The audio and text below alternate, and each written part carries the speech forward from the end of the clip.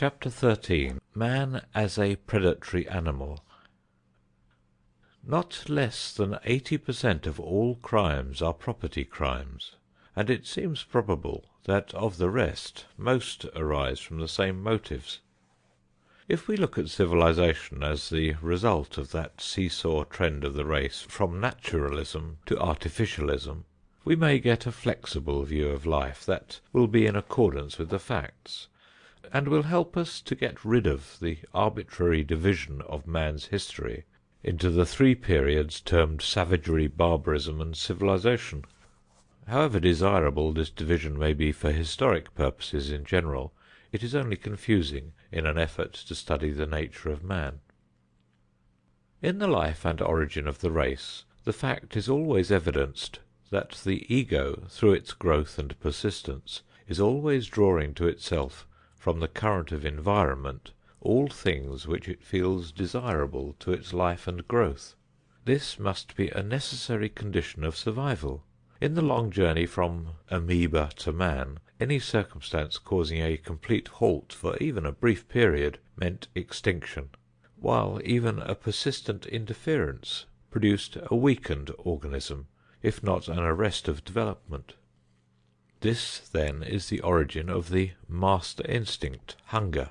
When we consider the various emotions growing from the force of this vital urge, as developed by adaptation to an ever-changing environment, we are able to realize fully why it bulks so large in molding and shaping the destiny of the race.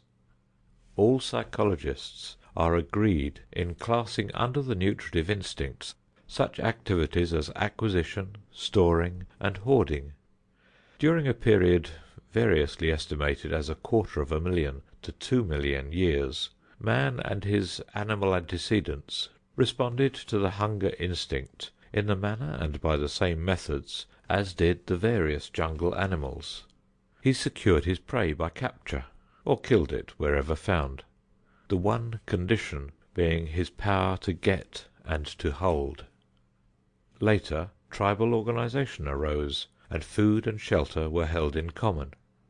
But since the folkways commended raiding and looting between alien tribes, here was presented an alluring chance to secure both booty and glory to men trained in the get and hold process of acquiring.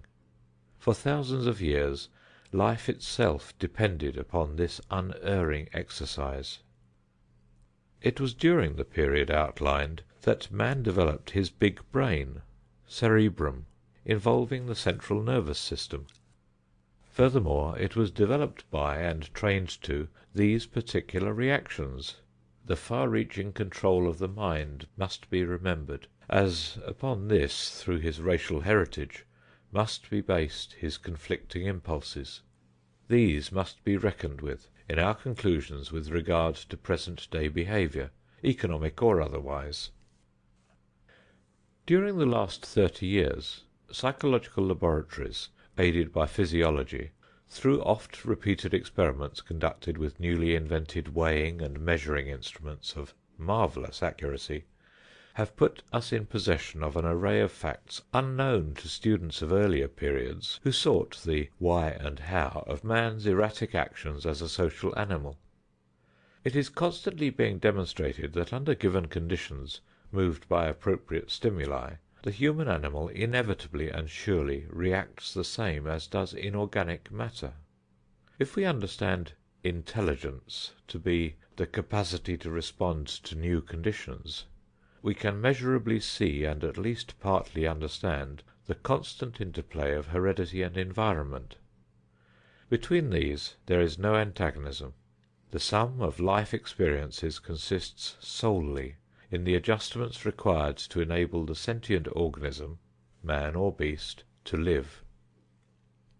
How readily a throwback to earlier and cruder life may be brought about under favorable conditions is shown by the methods and virulence of combat during the vicious massacre in the war just ended. Can the conclusion be evaded that individually and collectively we constantly teeter on the brink of a precipice? If we fall, it spells crime or misfortune, or both. Wherever civilization exists on the private property basis as its main bulwark, we find crime as an inseparable result.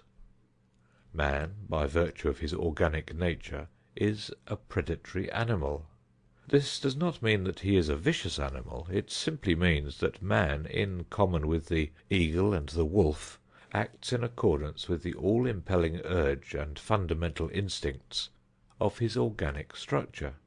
In any conflict between newer and nobler sentiments and the emotions which function through the primeval instincts, he is shackled to the bedrock master instincts in such manner that they usually win. This is conclusively shown by the history of the race. If this is true, we should expect to find the master hunger specially active through the many chances presented for exploitation after the fall of feudalism, beginning, let us assume, with the invention of power machinery, the age of steam. It is apparent that from that time to our own day, man's acquisitive tendency has so expanded that, if we were capable of an unbiased opinion, it might be said to be a form of megalomania gripping the entire white race, where highly developed commerce and industry are found in their most vigorous forms.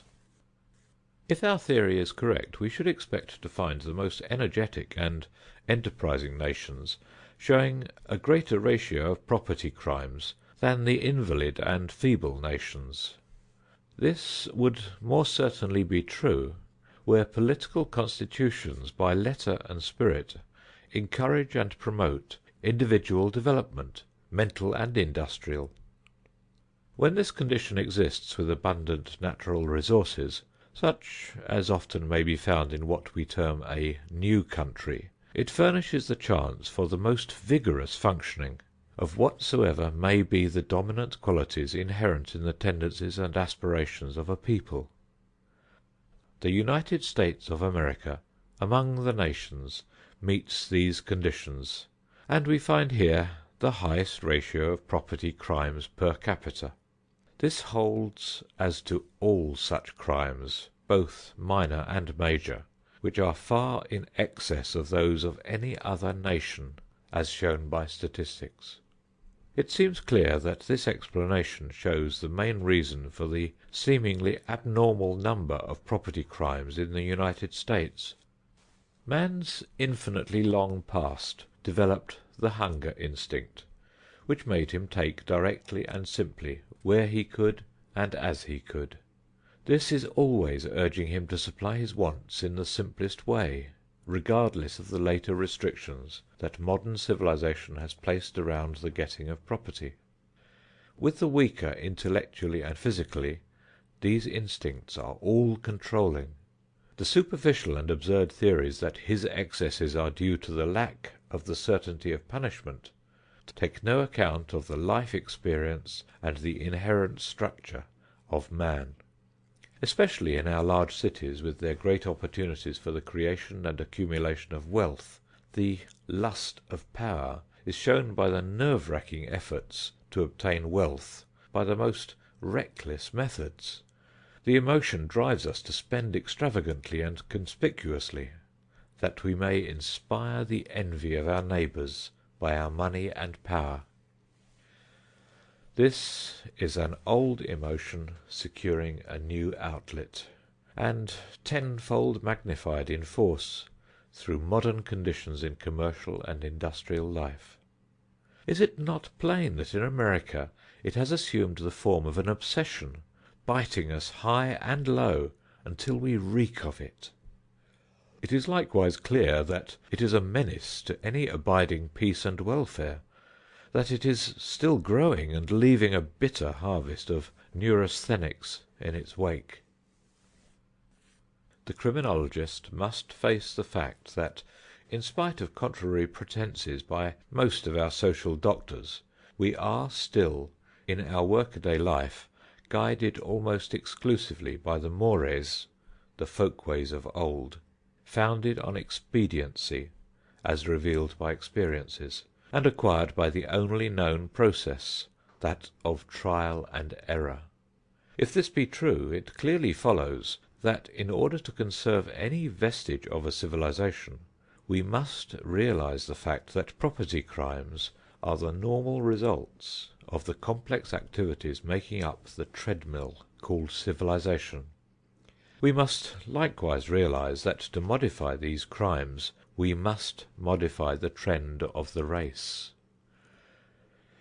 When the seamy side of man's behavior is scrutinized by science, it cannot be other than grim and distressing to the reader. It is this to the writer. But all the really significant facts of life are grim and often repulsive in the material presented. To the irony of facts must be ascribed the shadows as well as the highlights. No distortions or speculations can influence the findings of science. They are accessible and can be checked up by anyone sufficiently interested. The student knows that man is what he is because of his origin and long and painful past. Chapter 14. Crimes against Property. By far the largest class of crimes may be called crimes against property. Strictly speaking, these are crimes in relation to the ownership of property, criminal ways of depriving the lawful owner of its possession. Many writers claim that nearly all crime is caused by economic conditions, or in other words, that poverty is practically the whole cause of crime. Endless statistics have been gathered on this subject, which seem to show conclusively that property crimes are largely the result of the unequal distribution of wealth. But crime of any class cannot safely be ascribed to a single cause. Life is too complex, heredity is too variant and imperfect. Too many separate things contribute to human behavior to make it possible to trace all actions to a single cause. No one familiar with courts and prisons can fail to observe the close relation between poverty and crime. All lawyers know that the practice of criminal law is a poor business. Most lawyers of ability refuse such practice because it offers no financial rewards. Nearly all the inmates of penal institutions are without money. This is true of almost all men who are placed on trial. Broad generalizations have been made from statistics gathered for at least 75 years. It has been noted in every civilized country that the number of property crimes materially increases in the cold months and diminishes in the spring, summer, and early autumn. The obvious cause is that employment is less regular in the winter time. Expenses of living are higher, idle workers are more numerous, wages are lower, and in short it is harder for the poor to live. Most men and women spend their whole lives close to the line of want. They have little or nothing laid by. Sickness, hard luck, or lack of work makes them penniless and desperate. This drives many over the uncertain line between lawful and unlawful conduct, and they land in jail. There are more crimes committed in hard times than in good times. When wages are comparatively high and work is steady, fewer men enter the ever hazardous occupation of crime. Strikes, lockouts, panics, and the like always leave their list of unfortunates in the prisons. Every lawyer engaged in criminal practice has noticed the large numbers of prosecutions and convictions for all sorts of offense that follow in the wake of strikes and lockouts. The cost of living has also had a direct effect on crime. Long ago, Buckle, in his History of Civilization, collected statistics showing that crime rose and fell in direct ratio to the price of food. The life, health, and conduct of animals are directly dependent upon the food supply. When the pasture is poor, cattle jump the fences. When food is scarce in the mountains and woods, the deer come down to the farms and villages. And the same general laws that affect all other animal life affect men. When men are in want, or even when their standard of living is falling, they will take means to get food or its equivalent that they would not think of adopting except from need. This is doubly true when a family is dependent for its daily bread upon its own efforts.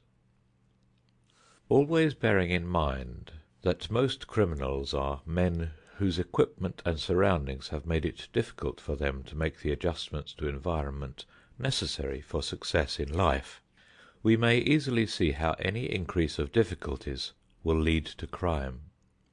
Most men are not well prepared for life. Even in the daily matter of the way to spend their money, they lack the judgment necessary to get the most from what they have.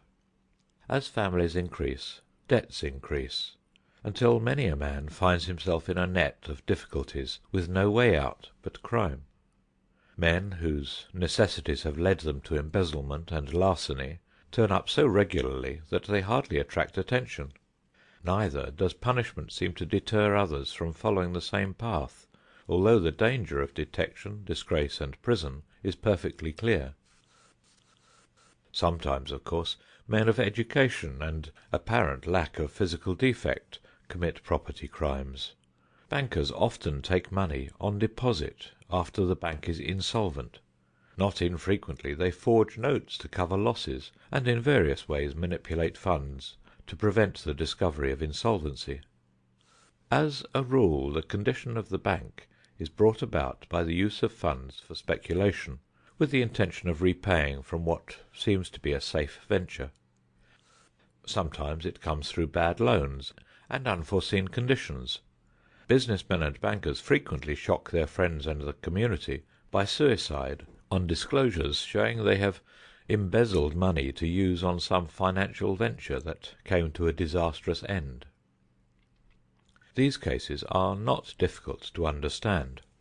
The love of money is the controlling emotion of the age. Just as religion, war, learning, invention, and discovery have been the moving passions of former ages, so now the accumulation of large fortunes is the main object that moves men. It does not follow that this phase will not pass away and give place to something more worthwhile, but while it lasts it will claim its victims, just as other strong emotions in turn have done.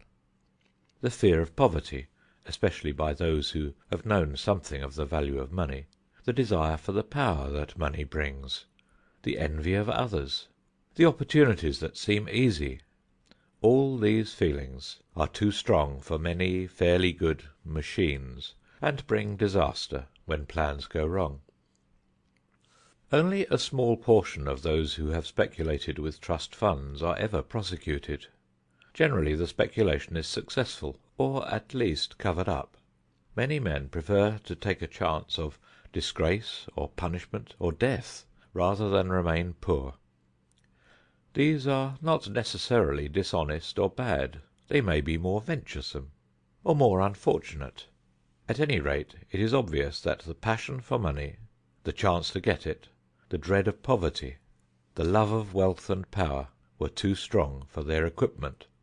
Otherwise the pressure would have been resisted. The same pressure on some other man would not have brought disaster.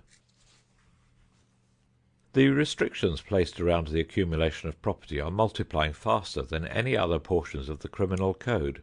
It takes a long time for new customs or habits or restraints to become a part of the life and consciousness of man, so that the mere suggestion of the act causes the reaction that doing it is wrong.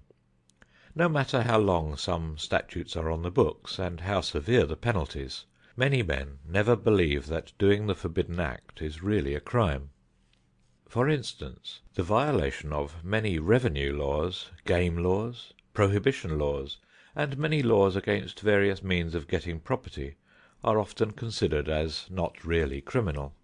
In fact, a large and probably growing class of men disputes the justice of creating many legal rules in reference to private property.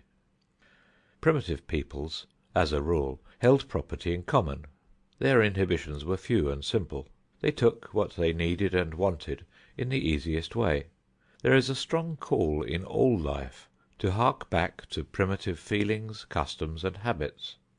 Many new laws are especially painful and difficult to a large class of weak men who form the bulk of our criminal class. To understand the constant urge to throw off the shackles of civilization, one need but think of the number of men who use liquor or drugs. One need only look at the professional and business man who at every opportunity leaves civilization and goes to the woods to kill wild animals, or the lakes and streams to fish.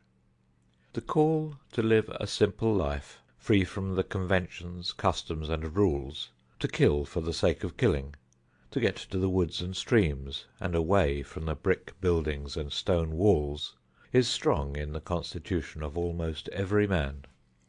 Probably the underlying cause of the World War was the need of man to relax from the hard and growing strain of the civilization that is constantly weaving new fetters to bind him. There must always come a breaking point, for after all man is an animal and can only live from and by the primitive things. Children have no idea of the rights of property.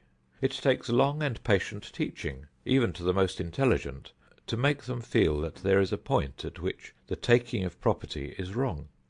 Nowhere in nature can we see an analogy to our property rights. Plants and animals alike get their sustenance where and how they can. It is not meant here to discuss the question of how many of the restrictions that control the getting of property are wise and how many are foolish. It is only meant to give the facts as they affect life and conduct. It is certainly true that the child learns very slowly and very imperfectly to distinguish the ways by which he may and may not get property. His nature always protests against it as he goes along. Only a few can ever learn it in anything like completeness.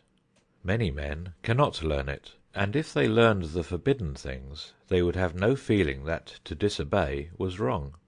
Even the most intelligent ones never know or feel the whole code, and in fact lawyers are forever debating and judges doubting as to whether many ways of getting property are inside or outside the law. No doubt many of the methods that intelligent and respected men adopt for getting property have more inherent criminality than others that are directly forbidden by the law. It must always be remembered that all laws are naturally and inevitably evolved by the strongest force in a community, and in the last analysis made for the protection of the dominant class. Chapter 15. Attitude of the criminal. Probably the chief barrier to the commission of crime is the feeling of right and wrong connected with the doing or not doing of particular acts. All men have a more or less binding conscience. This is the result of long teaching and habit in matters of conduct. Most people are taught at home and in school that certain things are right and that others are wrong. This constant instruction builds up habits and rules of conduct, and it is mainly upon these that society depends for the behavior of its citizens. To most men, conscience is the monitor rather than law. It acts more automatically, and a shock to the conscience is far more effective than the knowledge that a law is broken. For the most part, the promptings of conscience follow pretty closely the inhibitions of the criminal code, although they may or may not follow the spirit of the law. Each person has his own idea of the relative values attached to human actions. That is, no two machines respond exactly alike to the relative importance of different things. No two ethical commands have the same importance to all people, or to any two people. Often men do not hesitate to circumvent or violate one statute where they would never even be tempted to violate another. Ordinarily, unless the response of conscience is quick and plain, men are not bothered by the infraction of the law, except perchance by the fear of discovery. This is quite apart from the teaching that it is the duty of all men to obey all laws, a proposition so general that it has no effect. Even those who make the statement do not follow the precept, and the long list of penal laws that die from lack of enforcement instead of by repeal is too well known to warrant the belief that anyone pays serious attention to such a purely academic statement. No one believes in the enforcement of all laws, or the duty to obey all laws, and no one, in fact, does obey them all. Those who proclaim the loudest the duty of obedience to all laws never obey, for example, the revenue laws. These are clear and explicit, and yet men take every means possible to have their property exempted from taxation. In other words, to defraud the state.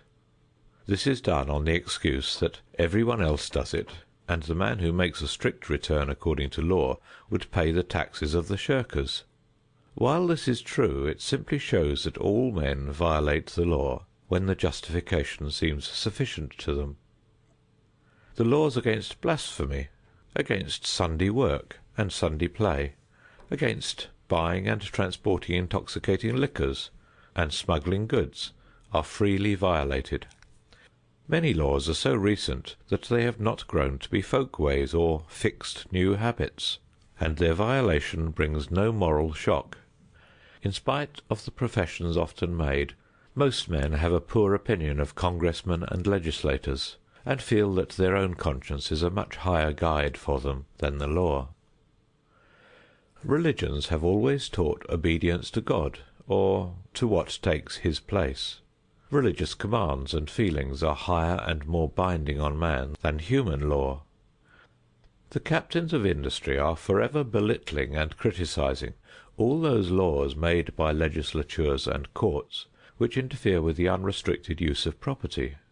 None of this sort of legislation has their approval, and the courts are regarded as meddlesome when they enforce it. The anti-trust laws, the anti-pooling laws, factory legislation of all kinds, anything in short that interferes with the unrestricted use of property by its owner, are roundly condemned and violated by evasion.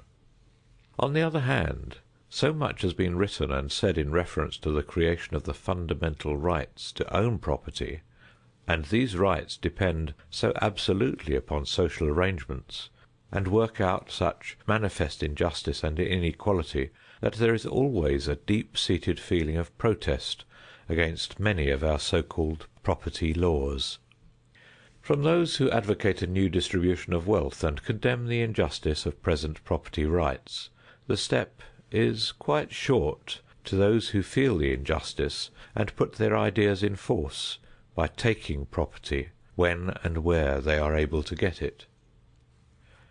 For instance, a miner may believe that the corporation for which he works really has no right to the gold down in the mine. As he is digging, he strikes a particularly rich pocket of high-grade ore. He feels that he does no wrong if he appropriates the ore. Elaborate means are taken to prevent this, even compelling the absolute stripping of the workman and a complete change of clothes on going in and coming out of the mine. Many laws are put on the books which are of a purely sumptuary nature. These attempt to control what one shall do in his own personal affairs. Such laws are brought about by organizations with a purpose. The members are anxious to make everyone else conform to their ideas and habits. Such laws as Sunday laws, liquor laws, and the like are examples. Then, too, every state or nation carries a large list of laws that men have so long violated and ignored that they virtually are dead. To violate these brings no feeling of wrong, but only serves to make men doubt the evil of violating any law. It is never easy to get a legislature to repeal a law. Generally, some organization or committee of people is interested in keeping it alive, and the members of the legislature fear losing their votes. Social ideas are always changing. No laws or customs are eternal. The ordinary man, and especially the man under the normal, cannot keep up with all the shifting of a changing world. There is always a fraction of a community agitating for something new, and gradually forcing the legislature to put it into law, even against the will of the majority, and against the sentiment of a large class of the community. The organization that wants something done is always aggressive. The man who wants to prevent it from being done is seldom unduly active or even alarmed. Many organizations are eager to get statutes on the books. One seldom hears of a society or club that is active in getting laws repealed. The constant change of law, the constant fixing of new values in place of old ones, is necessary to social life. This means putting new wine into old bottles, and wine that is much too strong for the bottles. Everybody can see why some particular law might be violated without a sense of guilt, but they cannot see how a law they believe in can be violated without serious obliquity. Apart from this, there have always been crimes that were not of the class that implied moral wrong. The acts of the revolutionist who saw, or thought he saw, visions of something better, the man who is inspired by the love of his fellow man, and who has no personal ends to gain, the man who in his devotion to an idea or a person risks his life or liberty or property or reputation, has never been classed with those who violate the law for selfish ends. The line of revolutionists, from the beginning of organized government down to the birth of the United States, and even to the present time, furnishes ample proof of this. And still the unsuccessful revolutionist meets with the severest penalties. To him, failure generally means death. Men who are fired with zeal for all new causes are forever running foul of the law. Social organization, like biological organization, is conservative. All things that live are imbued with the will to live, and they take all means in their power to go on living. The philosopher can neither quarrel with the idealist who makes the sacrifice, nor the organization that preserves itself while it can. He only recognizes what is true. Men have always been obliged to fight to preserve liberty. Constitutions and laws do not safeguard liberty. It can be preserved only by a tolerant people, and this means eternal conflict. Emerson said that the good citizen must not be over-obedient to law. Freedom is always trampled on in times of stress. The United States suffered serious encroachments on liberty during the Civil War. During the last war, these encroachments were greater than any American could have possibly dreamed, and so far there seems little immediate chance for change.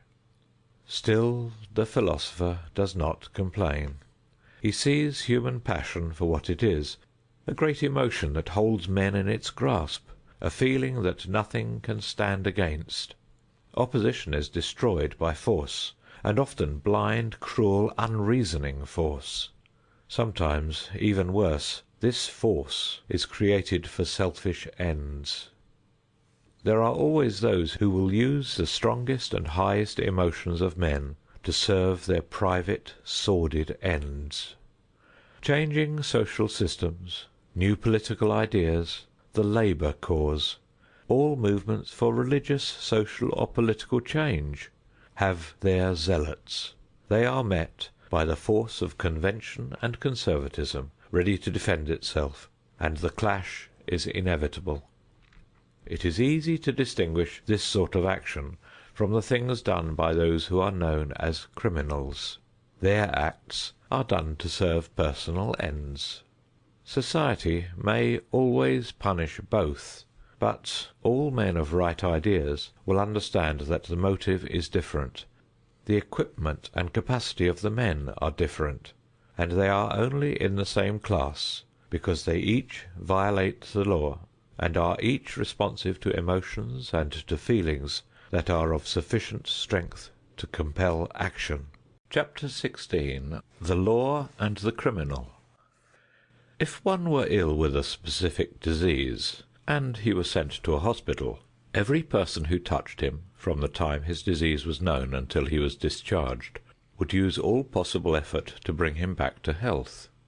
Physiology and psychology alike would be used to effect a cure.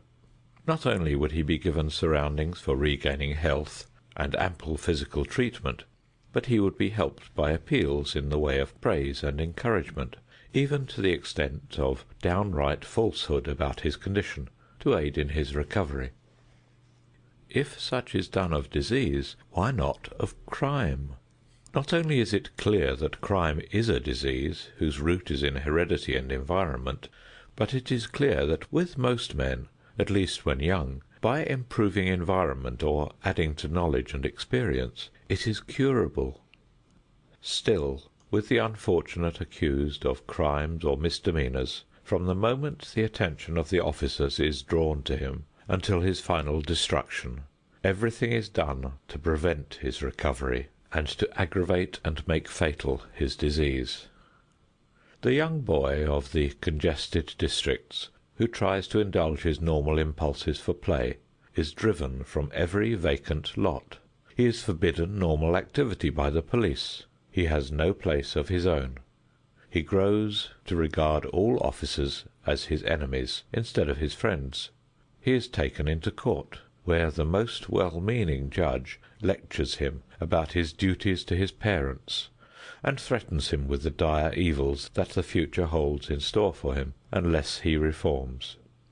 If he is released, nothing is done by society to give him a better environment where he can succeed. He is turned out with his old comrades and into his old life, and is then supposed by strength of will to overcome these surroundings, a thing which can be done by no person, however strong he may be. For the graver things, the boy or man is taken to the police station. There he is photographed, and his name and family record taken down even before he has had a hearing or a trial. He is handled by officers who may do the best they can, but who, by training and experience, and for lack of time and facilities, are not fitted for their important positions. I say this in spite of the fact that my experience has taught me that policemen, as a rule, are kindly and human. From the police station the offender is lodged in jail. Here is huddled together a great mass of human wreckage, a large part of it being the product of imperfect heredities acted upon by impossible environments. However short the time he stays, and however wide his experience, the first offender learns things he never knew before, and takes another degree in the life that an evil destiny has prepared for him. In the jail he is fed much like the animals in the zoo. In many prisons the jailer is making what money he can by the amount he can save on each prisoner he feeds above the rate the law allows of 25 or 50 cents a day. In a short time the prisoner's misery and grief turn to bitterness and hatred of jailer, of officers, of society, of existing things, of the fate that overshadows his life. There is only one thing that offers him opportunity, and that is a life of crime. He is indicted and prosecuted. The prosecuting attorney is equipped with money and provided with ample detectives and assistants to make it impossible for the prisoner to escape.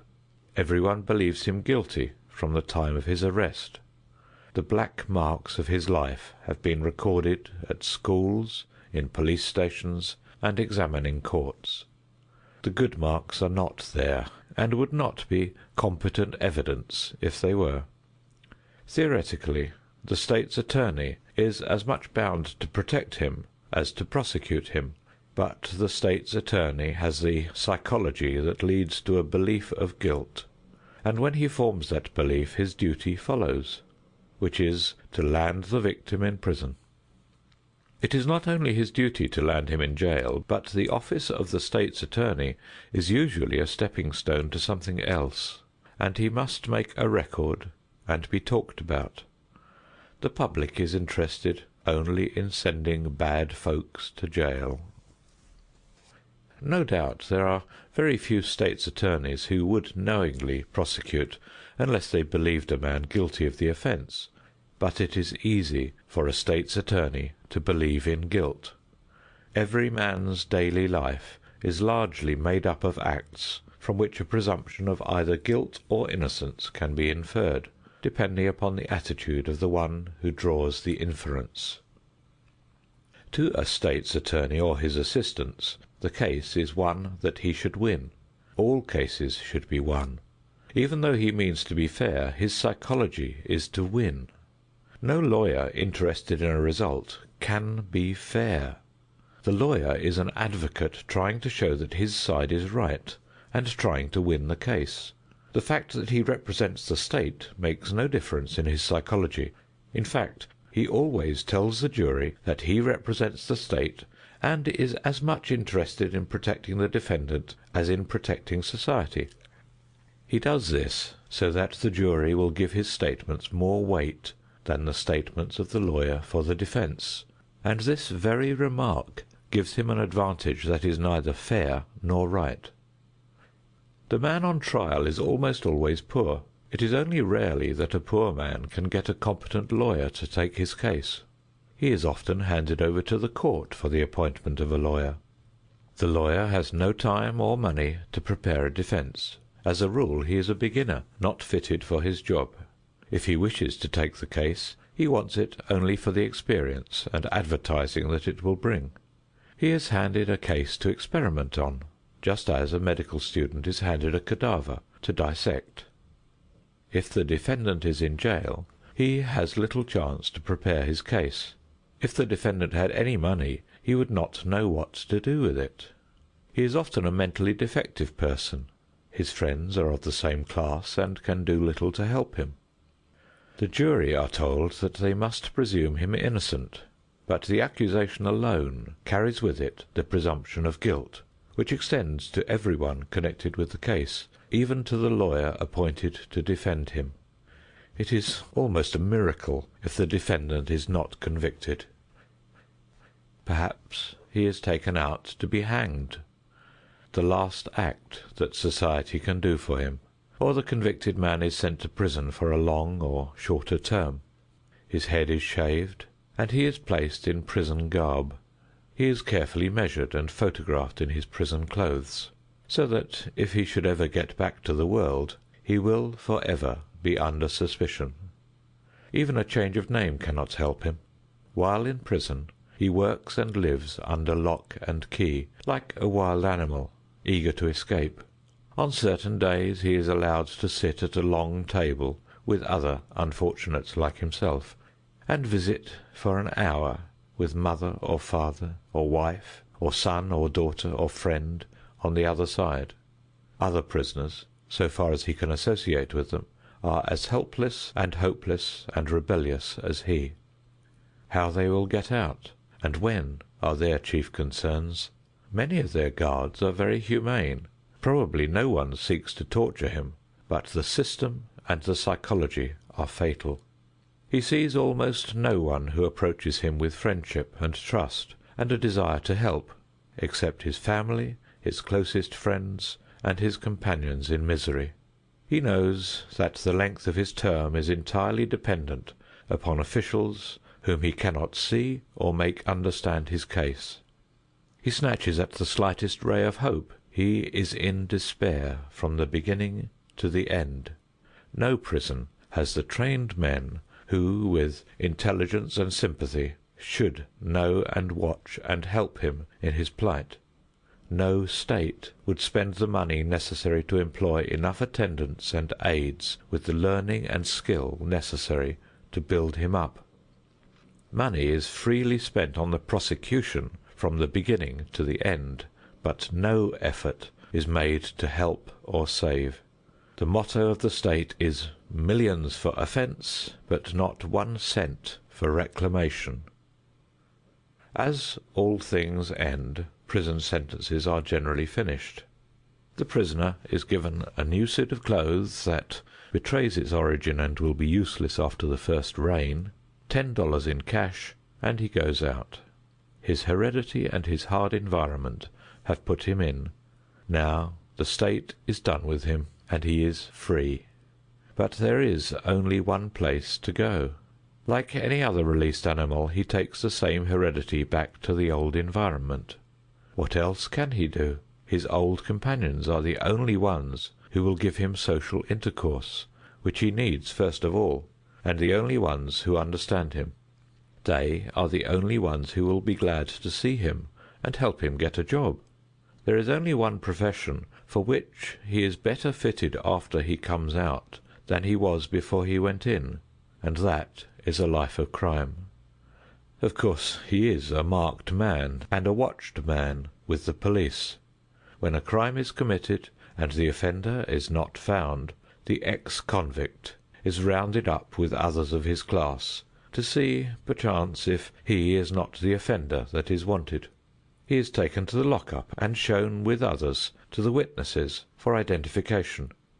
Before this, the witness may have been shown his photograph in convict clothes. Perhaps they identify him, perhaps they do not.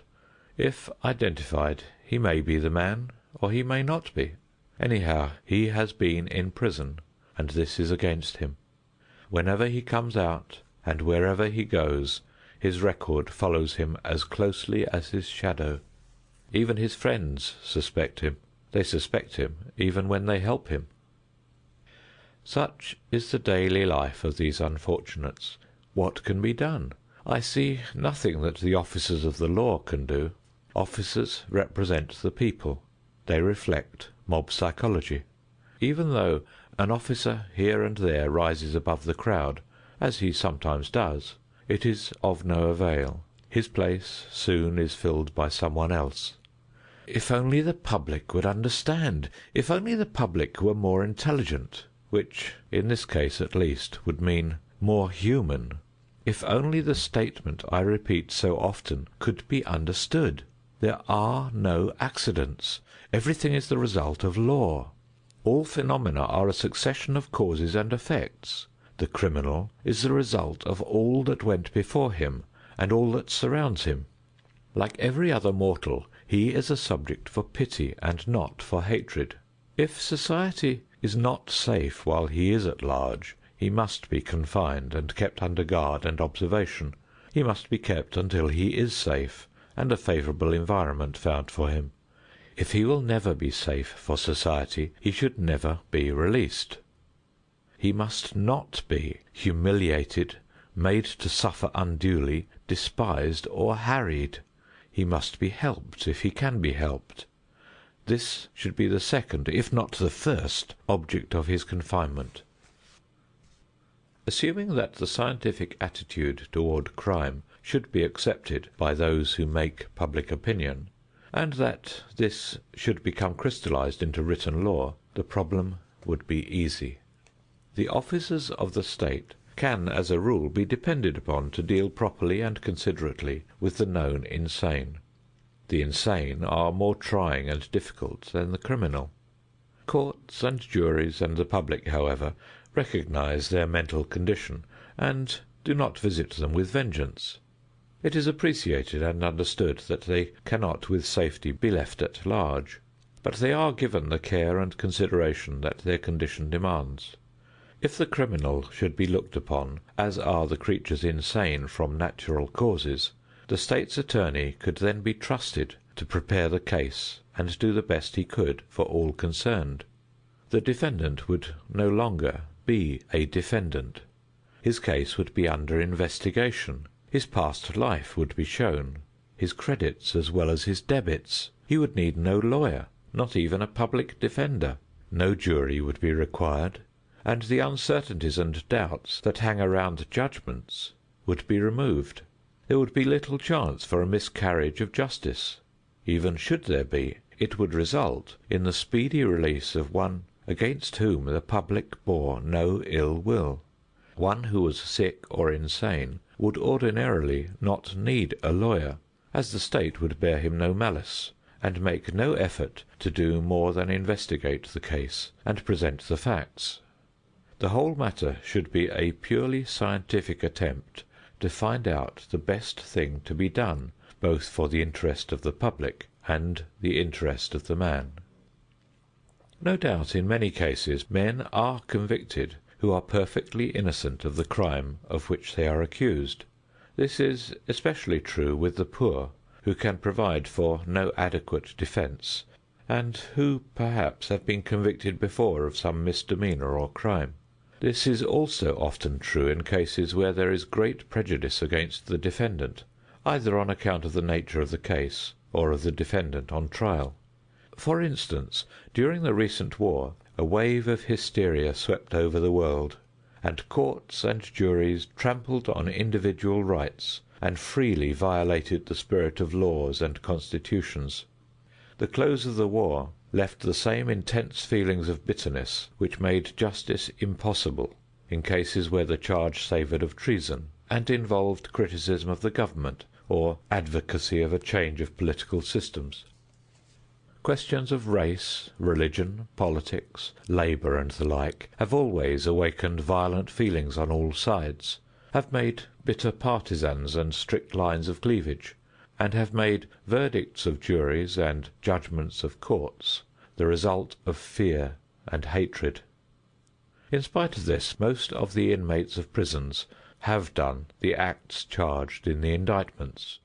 Why they did them, their states of mind, the conditions and circumstances surrounding them, what can be done to make them stronger and better able to meet life, are never ascertained, and few courts or juries have ever deemed these things proper subjects for consideration, or in any way involved in the case.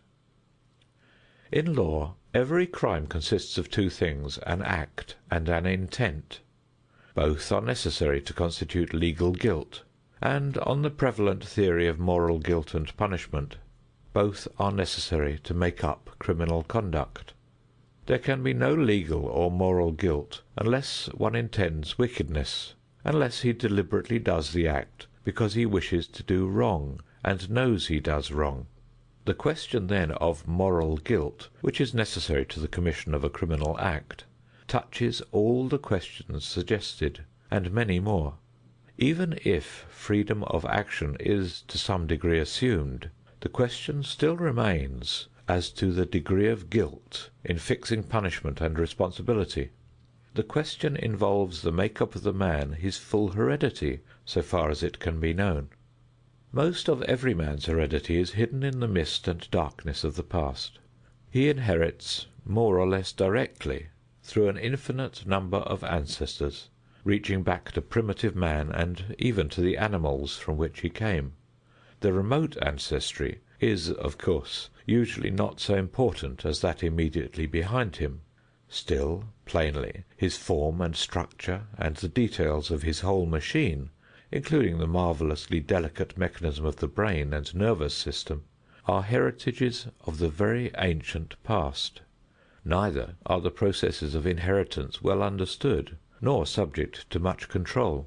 Often in the making of the man, nature resorts to some throwback which reproduces the ancient heritage.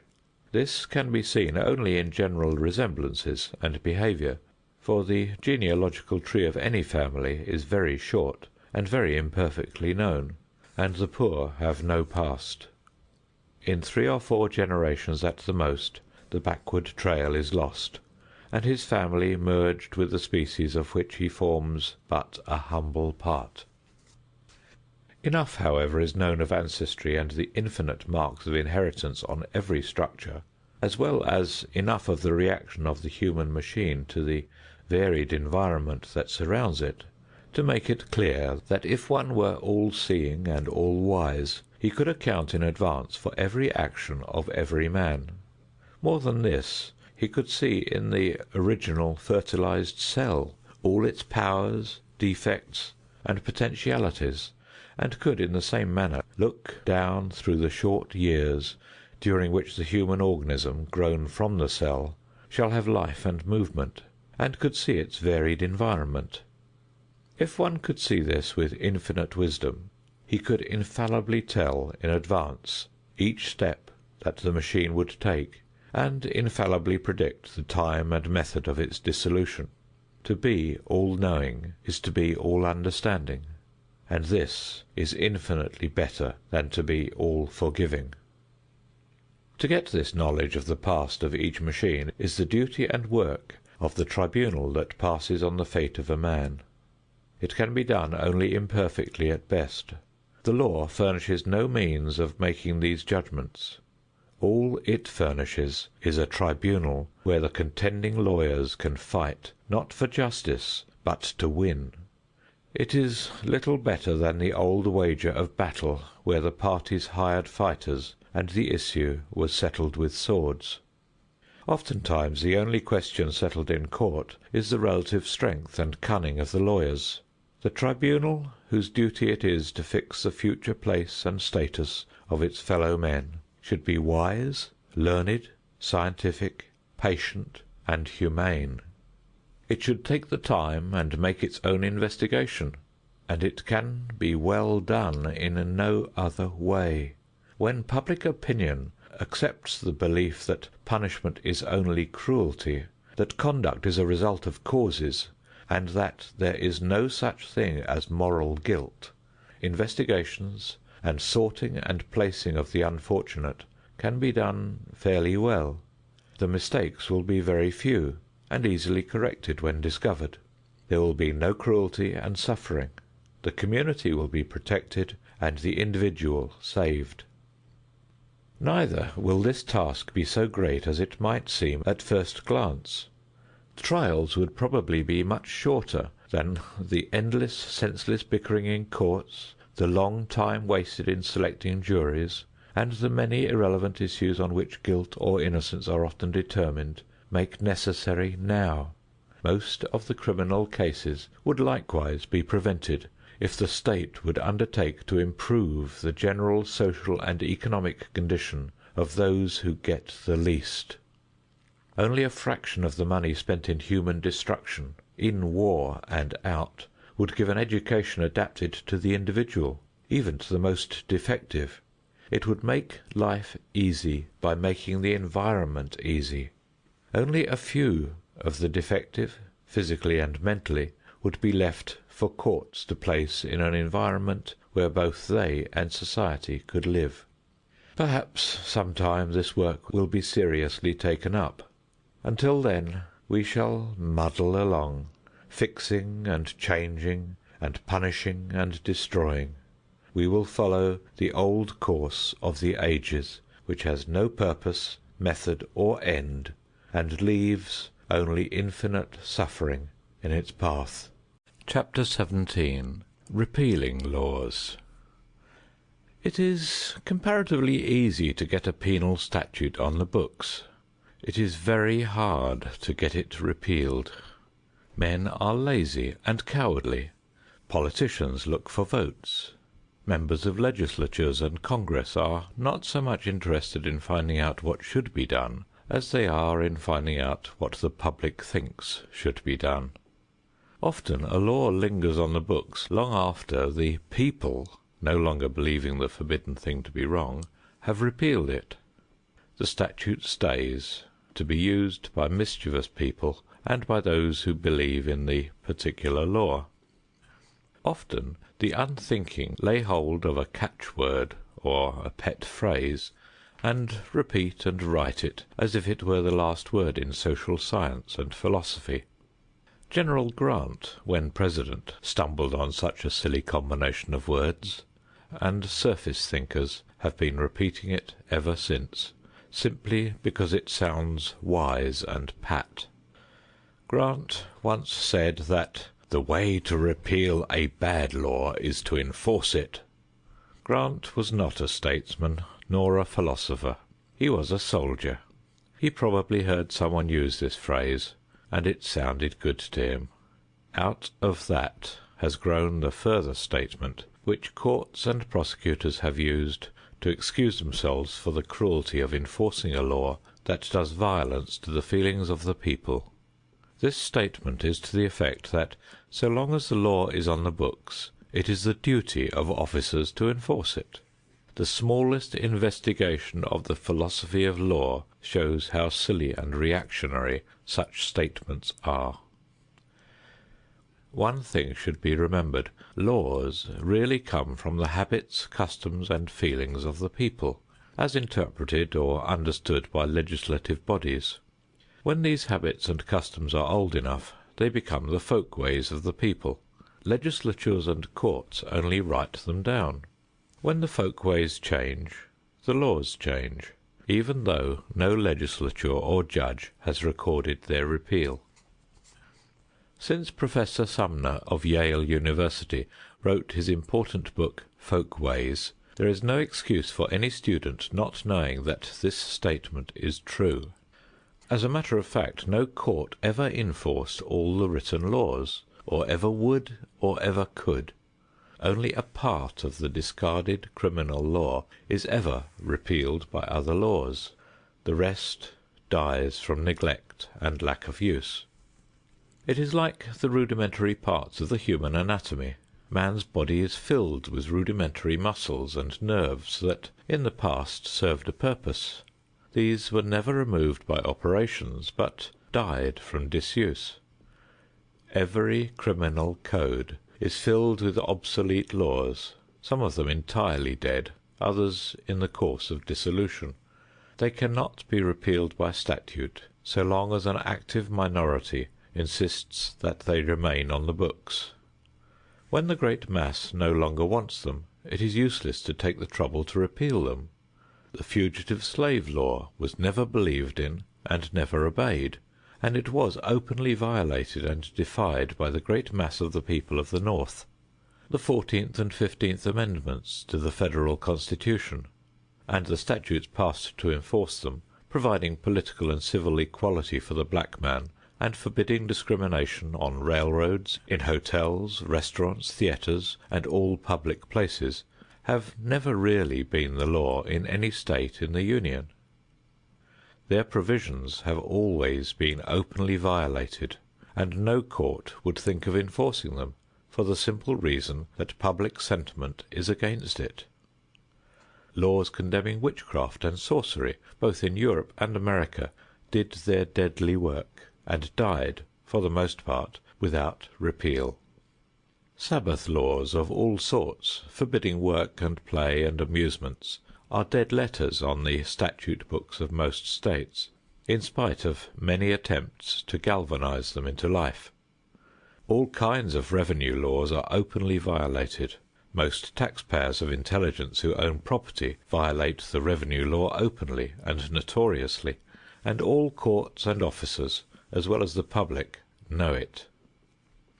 Many laws which interfere with the habits, customs, and beliefs of a large number of people, like the prohibition laws, never receive the assent of so large a percentage as to make people conscious of any wrong in violating them, and therefore people break them when they can.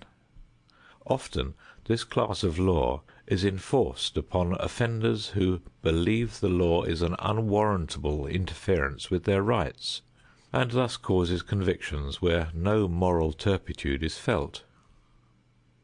Every new crusade against crime not only sweeps away a large amount of work that has been slowly and patiently done towards a right understanding of crime, but likewise puts new statutes on the books which would not be placed there if the public were sane.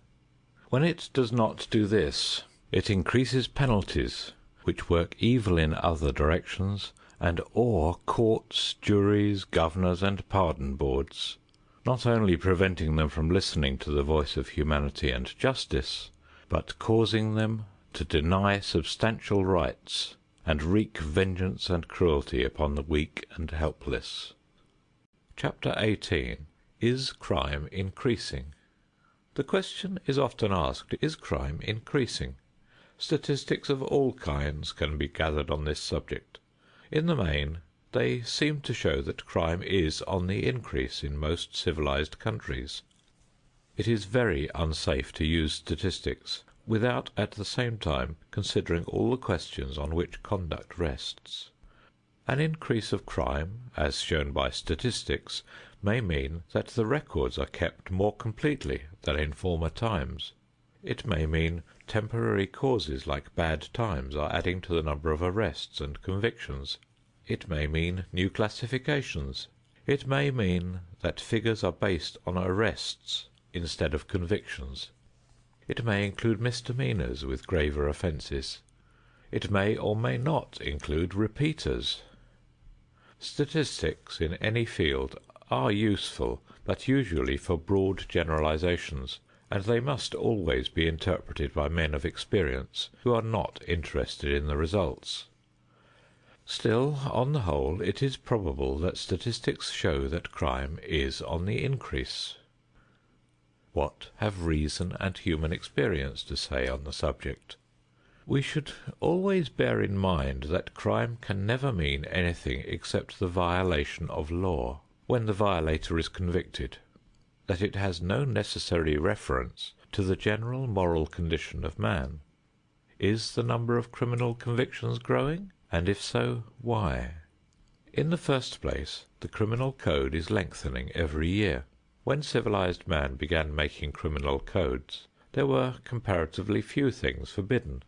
The codes were largely made up of those acts which, in some form, have for ages been generally thought to be criminal. Religious beliefs, customs, and habits were included in the penal statutes. So were such things as sorcery and witchcraft. Property was then not an important subject in man's activities. When the instinct to create and accumulate property began to rule life, the criminal code grew very rapidly. Complex business interests, combined with the constantly increasing value placed on property, were always calling for new statutes. The same tendency indirectly demanded still other statutes until, at the present time, this class of crimes makes up a large part of the criminal code, and is growing steadily each year. Then, too, the necessity of property has called for the violation of this part of the criminal code more than any other, and it has naturally caused a considerable increase of crime. Man, in his social and political activities, is ever weaving and bending and twisting back and forth. For a number of years, the universal tendency, especially in America, has been towards what is called social control, the idea being that more and more people should be controlled in an increasing number of ways. Of course, if people are to be controlled, they must be controlled by other people. This policy has been extended until we are ever pushing further into the regulation of the habits, customs, and lives of all the individual members of the community. The majority, when it has the power, has never hesitated to force its ways of living, its ideas, customs, and habits on the minority. The majority, when strong enough, has always assumed that it was right, and provided that others must live its way or not at all. The pendulum is now swinging far this way, as is evidenced by prohibition, the persistent campaign for Sunday laws, and the growing belief in social control as a means of changing and directing humanity. This has added to the criminal code, and has increased the number of men in prisons. 2 statutes of recent date in most of the states are responsible for a very large increase in the number of convicts. The conspiracy statute, which is used today, is a deliberate scheme on the part of prosecutors to get men into the penitentiary by charging an agreement or confederation of 2 or more persons to do something which, if really committed, would be a misdemeanor or no crime whatever. Under this charge, whether made specifically or in connection with another crime, the rules of evidence have been opened and relaxed until the wildest and most remote hearsay is freely admitted for the plain purpose of convicting men who have really been guilty of no specific act. It is, in effect, punishing one for his thoughts, the business of the court or jury being to find out whether, in some particular, he has an evil mind. The statute forbidding the use of the confidence game in obtaining property sends to prison a constant stream of persons who, until a few years ago, would have been guilty of no crime. This law, as interpreted by the courts, really means the procuring of money by dishonest means. Under this statute, the court and jury hear the evidence and say whether the means charged are dishonest or not. This, of course, leaves the law so that the temporarily prevailing power, perhaps only the prosecuting attorney, may send men to prison who take means of getting money that are not practiced or at least advocated by the ones who procure the passage and enforcement of the law. Numberless ways used by the strong to get money are considered dishonest by a large class of men and women. Exaggerated and lying advertisements, forestalling the markets, the acts and wiles of the professional salesman, misrepresenting goods, and other methods that could never be catalogued because new ways are constantly coming to light. The logical end of all these indefinite and uncertain laws is to pass one statute providing that whoever does wrong shall be imprisoned, etc., etc. The law never can specify all the ways of doing wrong, and many of the meanest and most annoying things have never been, and from the nature of things never can be, prohibited by the statutes. No man is a good citizen, a good neighbor, a good friend, or a good man just because he obeys the law. The intrinsic worth is determined mainly by the intrinsic makeup. Civilization is all the while making it harder for men to keep out of prison. Especially do the weak and ignorant and poor find that environment is constantly creating more inhibitions as time goes on. While rules and customs are prohibiting more and more ways of getting property, the needs growing out of civilization are always increasing. The simple, inexpensive life of the past has given place to a more complex way of living, which calls for greater expense and harder work. It has created rivalry and jealousy to get the things that others have, and has placed men in a mad race with each other which often leads to jail or death. Students of biology are constantly noting the difficulty that hereditary human traits which have been evolved for simple reactions and plain living find in making the necessary adjustments to the extravagant demands and complicated environment of the present day. This departure from the old normal and simple environment, due largely to machinery and commerce, is not only destroying individual lives by the thousands, but is seriously threatening the whole social fabric. The creation of new courts, like boys' courts, juvenile courts, courts of domestic relations, moral courts, with their array of social workers, parole agents, watchers, etc., shows the growth of crime, and likewise the hopelessness of present methods to deal effectively with a great social question. Numbers of people in our big cities are making their living from the abnormal lives of children. Whether they are doing good or not, or whether their service is unselfish, as much of it doubtless is, are both quite aside from the question. The important fact is that the present system brings no results, and that the disease is growing.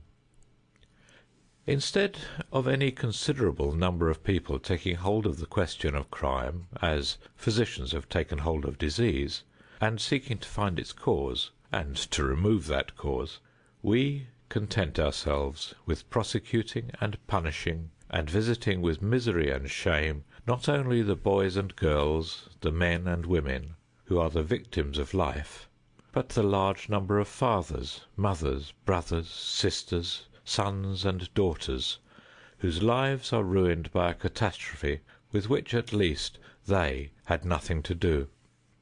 If a doctor were called in to treat a case of typhoid fever, he would probably find out where the patient got his milk supply and his drinking water, and would have the well cleaned out to stop the spread of typhoid fever through infection.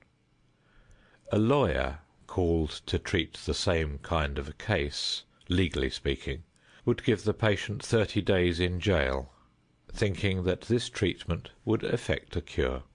If at the end of 10 days the patient were cured, he would nevertheless be kept in prison until his time was out.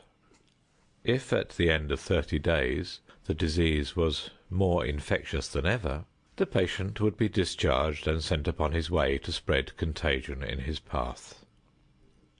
The transgression of organized society in the treatment of crime would not be so great if students and scientists had not long since found the cause of crime. It would be hard to name a single man among all the men of Europe and America who have given their time and thought to the solution of this problem, who has not come to the conclusion that crime has a natural origin, and that the criminal, for the most part, is the victim of heredity and environment. These students have pointed the way for the treatment of the disease, and yet organized government that spends its millions on prosecutors, reformatories, jails, penitentiaries, and the like, has scarcely raised its hand or spent $1 to remove the cause of a disease that brings misery and despair to millions, and threatens the destruction of all social organization. To the teaching of the student and the recommendations of the humane, the mob answers back, "Give us more victims, bigger jails, stronger prisons, more scaffolds." Not only has the constant multiplication of penal laws helped, without avail, to fill jails, but the failure to repeal laws that are outgrown does its part. As already stated, there are many antisocial and annoying things that can be done without violating the law. This, no doubt, is responsible for some of the general statutes, like that aimed at the confidence game that catches a victim when the crime is not clearly defined, as in robbery, burglary, larceny, and the like. Still, it has been the general opinion of those who have studied crime and influenced the passage of penal laws that criminal statutes should be clear and explicit, so that all would know what they must not do. It is obvious that if one is to be punished simply for doing wrong, there could be no judges or juries or jailers condemning and punishing, and no crowds shouting for vengeance. All do wrong, and do it over and over again, and day by day. It is not only those specific things that the great majority think are wrong, but the graver offenses that are meant to be the subject of criminal codes. Of course, codes do not work out this way in practice. In effect, they forbid the things that the strongest forces of the community wish forbidden. Things which may or may not be the gravest and most antisocial acts, but which at least seem to the strong to be most hostile to their interests and ruling emotions.